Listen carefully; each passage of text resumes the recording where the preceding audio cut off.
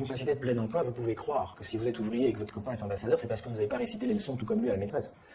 Quand il y a du boulot pour tout le monde, ce que j'ai connu personnellement, je dis ça aux plus jeunes, hein. On avait un truc super, ça s'appelait la démission. J'adorais ce truc-là. Ouais, c'est une boîte pourrie, si je me casse. Le lendemain, t'allais bosser ailleurs, hein, tout de suite. Et donc maintenant, non, c'est super, j'ai rien à dire, c'est très bien. Et donc vous pouvez croire dans une société de plein emploi, jusque dans les années 70, vous pouvez croire à l'école. Vous pouvez croire que si vous mettez le paquet, vous allez y arriver. Avec 10 millions de chômeurs et 6 millions de précaires, enfin 4 millions de chômeurs, 6 millions de précaires, enfin bref, avec des gens bac plus 3 caissières à Auchan, hein, pardon, hôtesse d'accueil, hôtesse de caisse, voilà, l'école rentre dans une crise absolument terrible, qui est que moins elle sert, elle n'a jamais servi à ça, hein, mais moins elle sert à avoir un métier, plus les gens attendent d'elle qu'elle donne un métier. Donc les parents deviennent fous avec les profs. Ils exigent que les profs fassent de leurs gosses des ambassadeurs, quoi. Enfin, en tout cas, il y a du boulot. Et donc il faut comprendre un truc terrible, alors pour lequel je vais avoir besoin de faire un schéma. C'est la théorie de l'excès de culture. Tout le monde voit à peu près? Alors la théorie de l'excès de culture, c'est pour comprendre que l'école ne peut absolument rien, mais alors rien, sur le fait d'avoir un métier, ou plus exactement, que la compétition scolaire, c'est-à-dire l'idée que si on en bave dans l'école, ça améliore notre chance de trouver une place dans la société. C'est vrai à titre individuel, c'est faux à titre collectif. Je m'explique. Vous comprenez bien que dans un système où tout le système monte et il faut avoir de plus en plus de diplômes pour avoir un malheureux poste un peu minable, d'accord? C'est vrai que vous avez intérêt à accumuler, d'accord? Mais vous comprenez bien qu'ils font tous pareil. Tous, ils essaient de monter, d'accord? Et donc, c'est tout le système. Et donc, le diplôme se déprécie au fur et à mesure, d'accord? Bon. Et donc, on va voir s'il y en a qui ont des restes. Soit un axe des ordonnées et un axe des abscisses. Comment on appelle l'axe des abscisses? Je mets où l'X? Là. Et là, je mets quoi? Donc, soit un axe des abscisses x' au x et un axe des ordonnées y' au y. J'ai la moitié de la salle qui est larguée. Vous allez voir, c'est très facile. Ici, on est en 1944. Ici, on est en 73. Et ici, on est en 2009, à Bourrainville. Donc, sur l'axe des abscisses, on met les années. Et puis là, on va mettre le niveau culturel global de la population française, qui est évalué avec des indicateurs de l'INSEE qui valent ce qu'ils valent. C'est le nombre de personnes qui parlent anglais, le nombre de personnes qui ont plus de 5 livres chez eux, le nombre de personnes qui sont allées 4 fois au théâtre, enfin voilà. Vous avez des indicateurs, d'accord, le nombre de diplômes, le nombre de bacs, qui vous définissent un espèce d'indicateur global qui est le niveau culturel global de la population française, d'accord? Bon. En 1944, regardez bien, le niveau culturel global de la population française, il est là. Et la demande des entreprises en matière de qualification culturelle, il est là. Ça veut dire quoi? Ça veut dire que la France est rasée avec des bombes américaines et que donc il faut reconstruire l'appareil de production, il faut reconstruire des usines, on a besoin d'ingénieurs, il n'y en a pas. On a besoin de gens qui parlent anglais, il n'y en a pas. On a besoin d'architectes, il n'y en a pas. Pourquoi il n'y en a pas? Parce qu'on est dans un système scolaire démentiellement élitaire, en 1944, d'accord? Donc seuls quelques enfants de la haute bourgeoisie ont un truc qui s'appelle le bac, d'accord? Qui se passe en 2 fois, ok? Et donc on n'a pas du tout ouvert le système encore, pas du tout. D'accord? Tous les autres vont à l'usine, ok? Et donc on a un problème, c'est qu'il faut reconstruire la France et il n'y a pas les compétences, il n'y a pas les qualifications. Et c'est pour ça qu'on va démocratiser l'accès au savoir. Parce qu'on a besoin d'ingénieurs, vite, d'architectes, vite, de gens qui parlent anglais, vite. Et il en faut, on n'en a pas. Donc on va ouvrir le système. Bon. Et donc, le niveau. Et donc on est là dans une phase très curieuse que les économistes appellent déqualification à l'embauche, surqualification à l'emploi. Wow.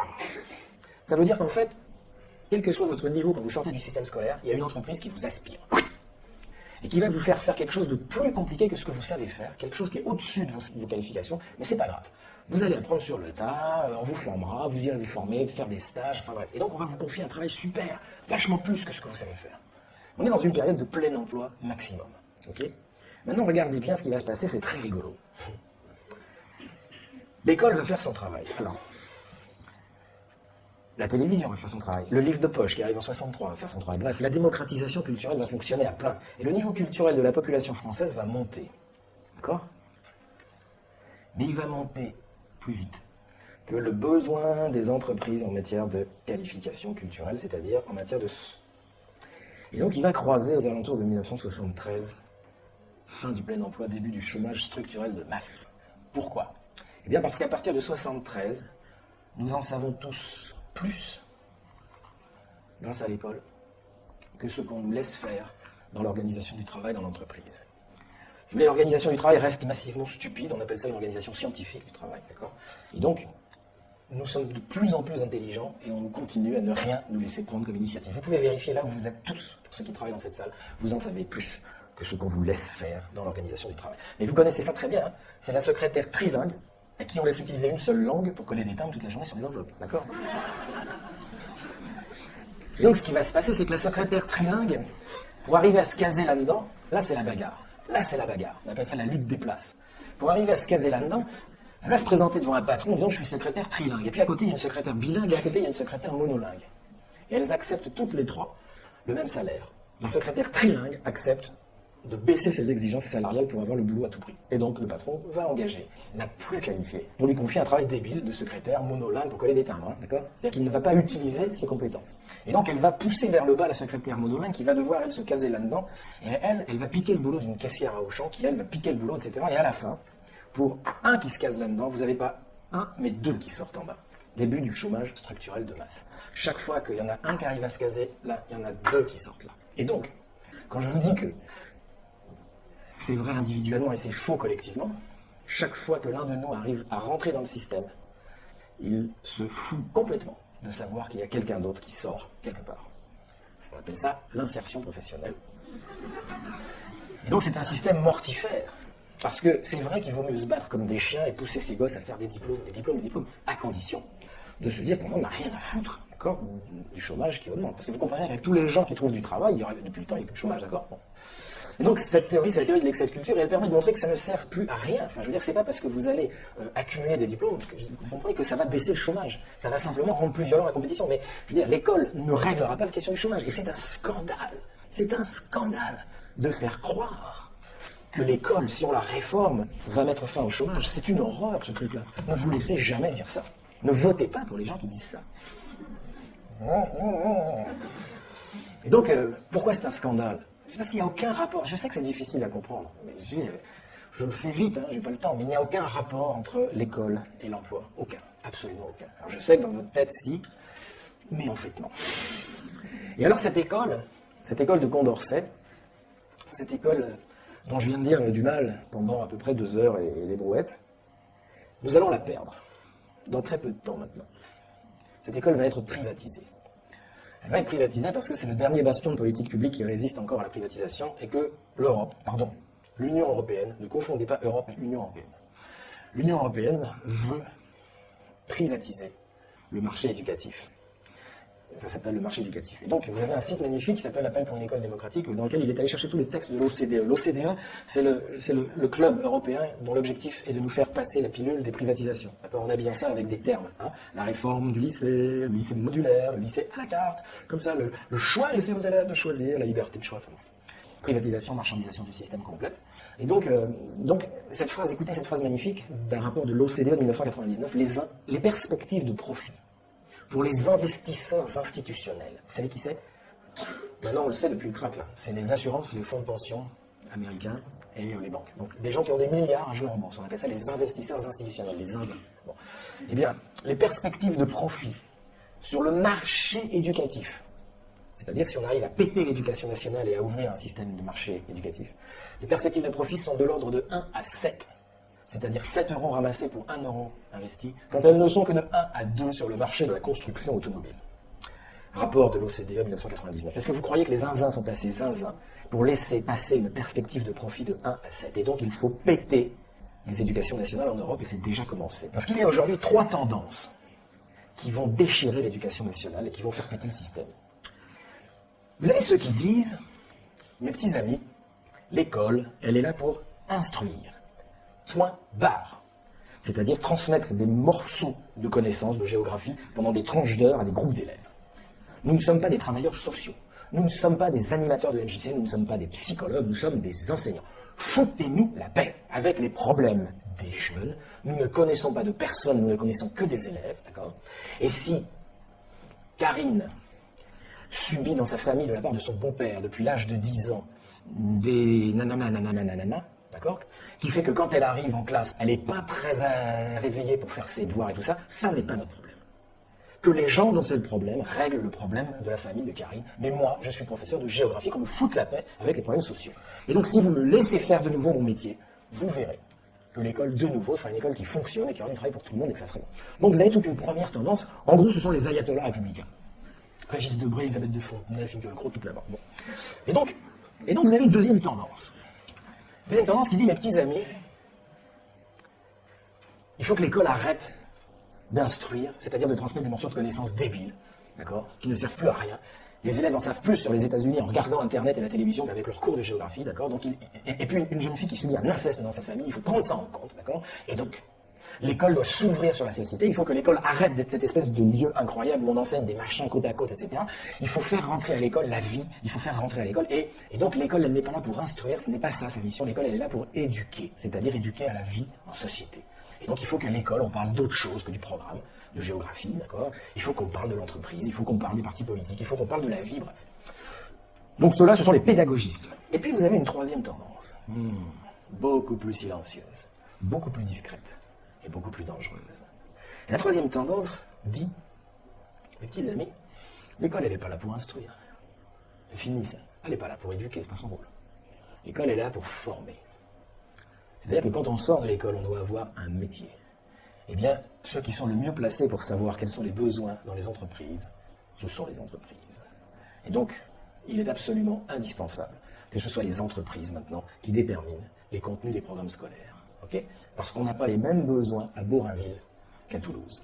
D'accord. Et donc, laissez les entreprises s'occuper de l'école et vous verrez, il n'y aura plus de chômage. Et alors, Jean-Louis Deroy dit un truc incroyable, il dit, ils ont tous les trois raison. Ils ont tous les trois raison. C'est-à-dire qu'il est évident que l'école doit instruire, c'est évident. C'est-à-dire transmettre des connaissances. Il est certain qu'elle doit éduquer à la vie en société. Et il est non moins cool que quand on sort de là, on ait une place dans le système productif. Ce qui, en revanche, ne peut pas fonctionner tant qu'on est dans un système de chômage structurel de masse. Mais je vous rappelle que pour s'attaquer au chômage structurel de masse, il faudrait s'attaquer à l'organisation du travail dans l'entreprise. Okay, premier des droits de l'homme, propriété privée des moyens de production. Il va falloir faire du socialisme socialiste, hein, je veux dire, si vous voulez régler ça. Au moins du communisme, minimum, d'accord. Et donc,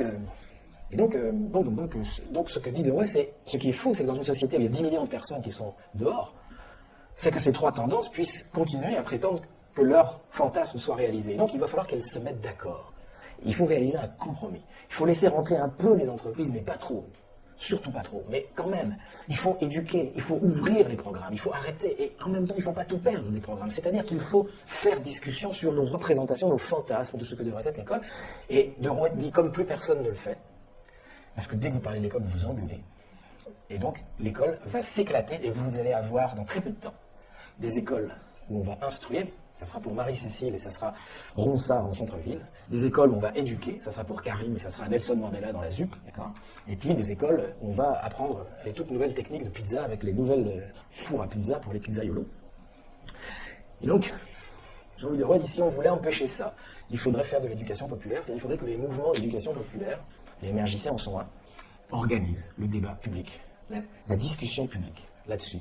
Parce que maintenant, c'est dans très peu de temps que ça nous arrive. Moi, je pense que c'est dans moins de 2 ans maintenant. Voilà, c'était ça que je voulais vous dire. Alors, le paradoxe, évidemment, vous voyez dans lequel nous sommes, c'est qu'après avoir dit autant de mal de l'éducation nationale, voilà que je pose la question de la sauver. Parce que, il n'y a que 2 solutions.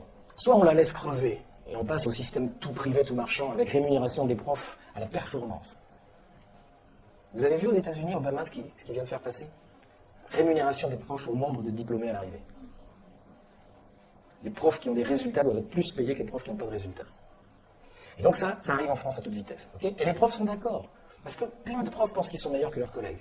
Et qu'ils méritent, tu vois. Et donc on va augmenter leur salaire. Et, donc, bon. Et puis on va confier la compétence éducative aux régions. Gros piège.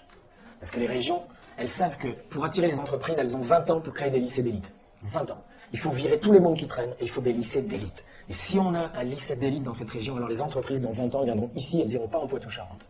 Vous savez que la décentralisation, c'est la mise en concurrence de toutes les régions les unes contre les autres. Hein. Vous avez un truc super dans Charlie Hebdo qui est passé il y a quelques mois. La région Basse-Normandie et la région Haute-Normandie ont demandé une étude pour savoir quel serait l'impact d'une réunification des 2 Normandies.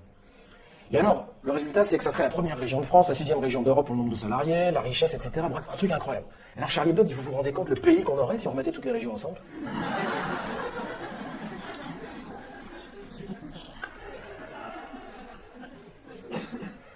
Et donc, pour le meilleur ou pour le pire, on va perdre cette école. Pour le meilleur, eh ben, on pourra peut-être la recréer sur des bases un peu plus intelligentes. On fera de nouveau des écoles Freinet. Les jeunes ne savent même plus ce que c'est que Freinet, on ne leur en parle pas dans les IUFM, d'accord.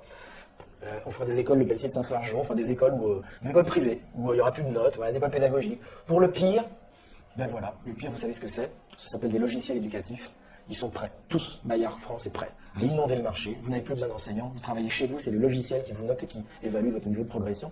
Et donc, évidemment, pourquoi l'Europe veut faire ça? Parce qu'elle pense qu'elle va rafler le marché éducatif mondial. Elle va piquer le marché en Australie, en Inde, au Canada, etc. avec ces logiciels-là. Et les autres pensent pareil. Tout le monde pense pareil. Ça s'appelle la concurrence libre et non faussée. Et donc, c'est une saleté. Bon.